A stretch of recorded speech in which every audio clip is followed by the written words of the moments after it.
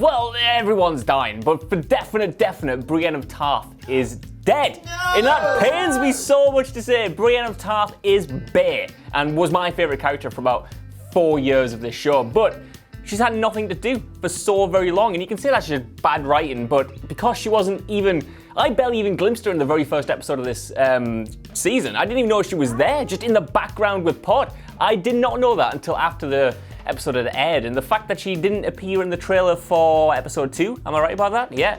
I just feel like they don't have any idea what to do with her, but there is that residual love for her in the fandom. Like, I think she is still a strong character, and a lot of people want to see her succeed, which is why her death would still be felt and would be big and emotional. And I think it will service other characters as well. I think her death, while Jaime's there now, because obviously they have a bond from the earlier seasons, they haven't really seen much of each other. I think her dying will also increase the stakes, the personal stakes for Jaime as well, and I don't think he's gone quite yet because of his storyline with Bronn and what's going to go on with there after the Battle of Winterfell. So I think he's got more to do, but to give him more to do and give him more emotional investment into the story, Brienne has to go. And I think the Hound will also go. I'm sorry if I'm stealing anyone else's thing.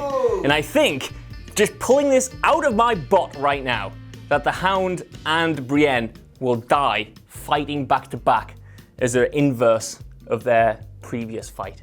Finally made up over time, and they'll go down, potentially not as friends, but as respected warriors. Let me revise that. If the Hound doesn't die, then... Oh, you dead. Then, Don't. I'm so sorry, Simon. Then Brienne goes down fighting with Tormund, and they finally have a little embrace in the snow before they come back as whites and start slapping it. Oh no. Yes. Don't keep that in. Don't keep that in. Right, so everyone, basically. No, not everyone. I think this is a bit of a cheat because I don't think it's in the actual battle. I think it's a precursor to the battle. I think Tormund comes down, doesn't die, comes down from the north and warns Jon that everybody's screwed, basically.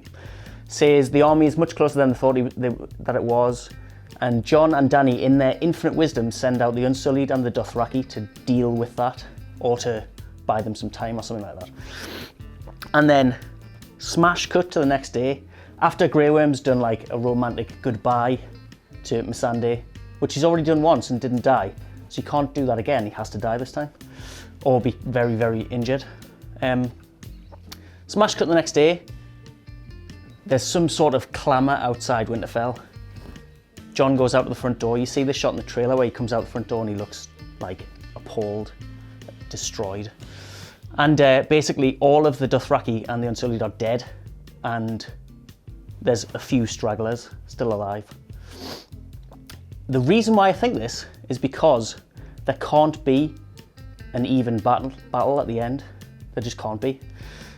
There has to be something more personal where someone like Arya sticks the Night King, or Jon, or somebody like that. It can't be an open battle where the Night King gets killed incidentally by Pod or something. As much as you'd love that. Why not? Yeah, well, it's because it can't. Because that would be rubbish. It's set up so much for ages being a personal story, and then for something like that to happen, it would just be not Game of Thrones. So instead, we get to watch all of these people die, and Dany and Jon's forces are depleted and they've got no hope whatsoever. So they then lose Winterfell, which they probably wouldn't have done if they had the Dothraki and the Unsullied, but we know they do. And then they retreat somewhere else. Well, loads of people are going to tell you loads of people that are going to die, right? All with very logical, thought-out reasons, like, their narrative arc has ended. Jaime's going to get redemption for pushing your man out of the window, and then he's going to die, and then nothing else for Tyrion to do, and he's going to die, and maybe Dany's going to die because you need to have ice versus fire at the end, etc., etc. Tell you who is only sort of going to die, and thus is by far the most interesting death. Arya Stark. No! Yes, the faceless lass. She is going to appear to be killed, or they're going to like leave it quite vague. I think there was a shot in the trailer, wasn't she? Her running through Winterfell on her own. It's all like on fire and burning to the ground and stuff. I think she's going to get like left behind, and they're going to assume she's dead. They're going to go to lengths to make you think she's dead, and then like very end, the very final battle, the last bit of the Night King, they'll be like, whoosh!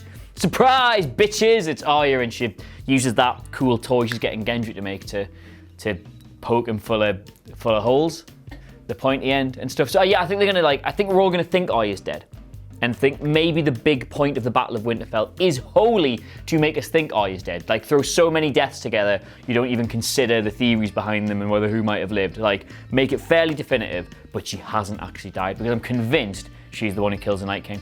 Otherwise, what was the whole point in her being separate from everybody else for 5 seasons? None. That's my answer. Also, loads of other people. Well, as the creator of What Culture's very own Deadpool, available on my desk, I suppose, I'm just going to have a quick skim through for the character that I think is going to die at Winterfell. Yep, thinks he's going to die, has bad opinions, so doesn't count. It is Theon Greyjoy who is going to die at the Battle of Winterfell. It has to happen. Look, this has been building up to it from, well, since he first left Winterfell, I suppose. Yara has just given him permission to go back to Winterfell. It would make sense he would die defending the family that he turned his back on, effectively. I reckon he's probably going to die by being cut straight down the middle as some sort of weird Justice George R.R. Martin style, but I'm so confident it's going to be Theon Greyjoy. I had a little competition with Josh because we both picked Theon, and we had a little game of rock, paper, scissors to decide who gets to name Theon. What did you choose? Paper. You're an idiot. You choose scissors because he got his dick cut off. It's Theon Greyjoy. Right, I also agree that everyone's going to die. Just everyone. They're just going to firebomb it, everyone burns to death, that's the end of it. And whoever survives, great, whatever. But one person that I think is going to die is not a person as such. My vote is on Ghost. No! He's gonna go. He's gonna go. He's got it in. He's gonna be made into a pelt, and the Night King's gonna wear him around like a little cape, and we're all gonna be sad. But yeah, Ghost is getting it. Ghost is gonna get it. The Night King doesn't even need to be warm. Why would he make him into a pelt? He's just a bit of a dick. That's why, Josh. That's why. But yeah, no, I think we've had all of these emotional investment from the direwolves in the first series, where we had Lady getting chopped off and Nymeria being released, and Robb Stark's direwolf being used. Huh? Greywind being used as a stick head to dance around with on his body. So I think that we're going to get to the point where something's got to happen with Ghost, and you know what? They need to save on the budget. They couldn't get the elephants in, so I think Ghost is going to have to bite the dust at this point, so they can bring him in, go, look, we haven't forgot about him. Oh no, he's dead, and he's going to save Jon somehow, and it'll be really emotional, and none of us will get over it. But yeah, Ghost is gone, my guys. Okay, so Battle of Winterfell, I'm assuming you guys are implying that that's going to be episode 2, correct? 3? Episode 3?